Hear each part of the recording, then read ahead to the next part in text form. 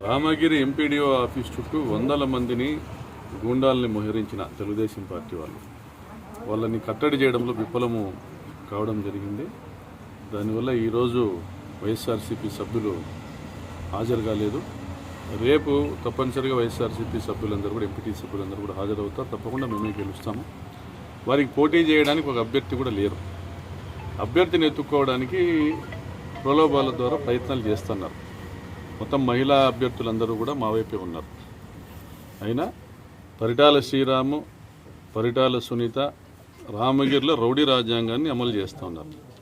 జిల్లా ఎస్పీ గారు అక్కడ ఉండి పర్యవేక్షించినప్పటికీ కూడా రామగిరి తెలుగుదేశం పార్టీ ఆఫీసు దగ్గర దాదాపుగా 100-150 మంది, ఎంపీడీఓ ఆఫీస్ చుట్టూ దాదాపుగా 500-600 మంది, అదేవిధంగా చెర్లోపల్లి పెట్రోల్ బంక్ దగ్గర ఒక 100 మంది, కుంటిమద్దిలో ఒక 100 మంది, ఎన్ఎస్ గేట్ దగ్గర 100 మంది, అంటే దాదాపుగా 1000 మందిని మోహరించి ఎన్నికను అడ్డుకునేటువంటి ప్రయత్నం చేస్తున్నారు. మరి సిగ్గుండాల పరిటాల సునీతకు, పరిటాల శ్రీరామ్కి వాళ్ళ సొంత మండలంలో ప్రజాస్వామ్య పద్ధతిలో ఎలక్షన్లు జరుపుకోలేని పరిస్థితిలో ప్రజలలో ఏం విశ్వాసం సంపాదించుకుంటారు? వీళ్ళు ప్రజాస్వామ్యం పైన ఏమి నమ్మకం ఉంది వీళ్ళకి? ఎన్నికలు ప్రజాస్వామ్య పద్ధతిలో జరగాలి. వాళ్ళ ప్రభుత్వంలో జరిగిన ప్రతి ఎన్నిక కూడా స్థానిక సంస్థల ఎన్నికలు దౌర్జన్యకరంగానే జరిగినాయి. గతంలో 2017లో కనగానపల్లి ఎంపీపీ ఎన్నికల్లో స్వయంగా పరిటాల సునీత దాడికి పాల్పడింది ఎంపీటీసీల మీద. ఒక ఎక్స్ అఫిషియో మెంబర్గా ఎన్నికల హాల్లోకి ఆమె వచ్చి ఆమె వీక్షించవచ్చు, ఆ ప్రాసెస్ని గమనించవచ్చు. అంతేగాని ఆమె ఎన్నికల్లో పాల్గొనేదానికి హక్కు లేదు, ఓటు కూడా లేదు.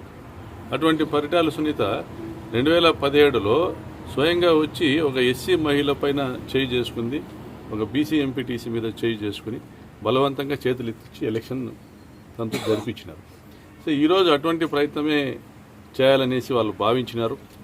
అయితే రామగిరిలో ఈరోజు భద్రత కల్పించలేని పరిస్థితుల్లో పోలీసు యంత్రాంగం ఉందనే అభిప్రాయంతో ఈరోజు రామగిరిలోకి మా ఎంపీటీసీని పంపించలేదు.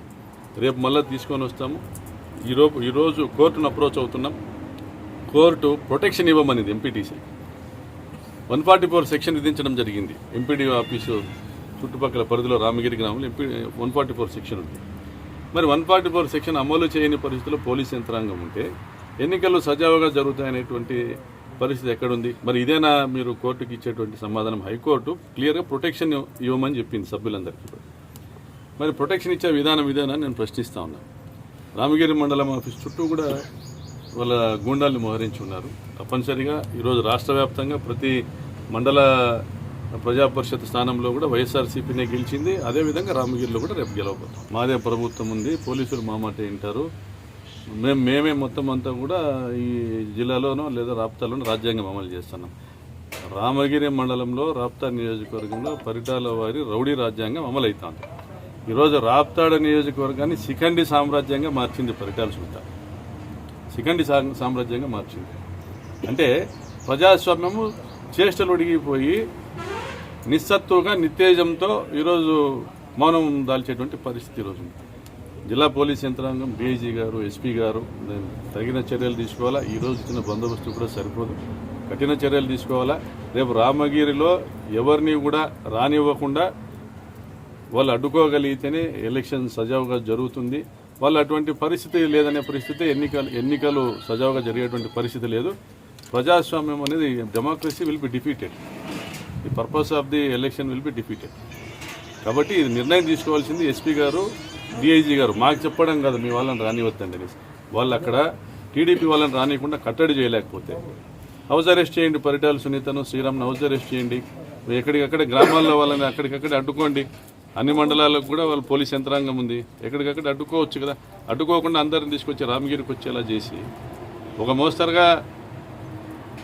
మోస్తరుగా పని చేశారు. కానీ ఎన్ఎస్ గేట్లో ఎవరిని ఉండనీకోకుండా వాళ్ళని పంపించే ప్రయత్నం చేసినారు. కానీ రామగిరిలో ఫెయిల్ అయినారు. రామగిరి హెడ్ క్వార్టర్లో ఫెయిల్ అయినారు. ఎక్కడైతే మా ఎంపీటీసీలు పోయి పోలీసు భద్రతతో ఎండీఓ ఆఫీస్లోకి పోవాల్సినటువంటి పరిస్థితి ఉందో అక్కడ నుంచి బయటకు వచ్చేటప్పటికి వాళ్ళు క్యాప్చర్ చేసేటువంటి ఒక అట్మాస్ఫియర్ క్రియేట్ చేసినారు. దాన్ని అడ్డుకోలేకపోయింది పోలీస్ డిపార్ట్మెంట్. కాబట్టి ఇంకా బెటర్గా రేపు బందోబస్తుని ఏర్పాటు చేసుకోవాలని కోరుతాం.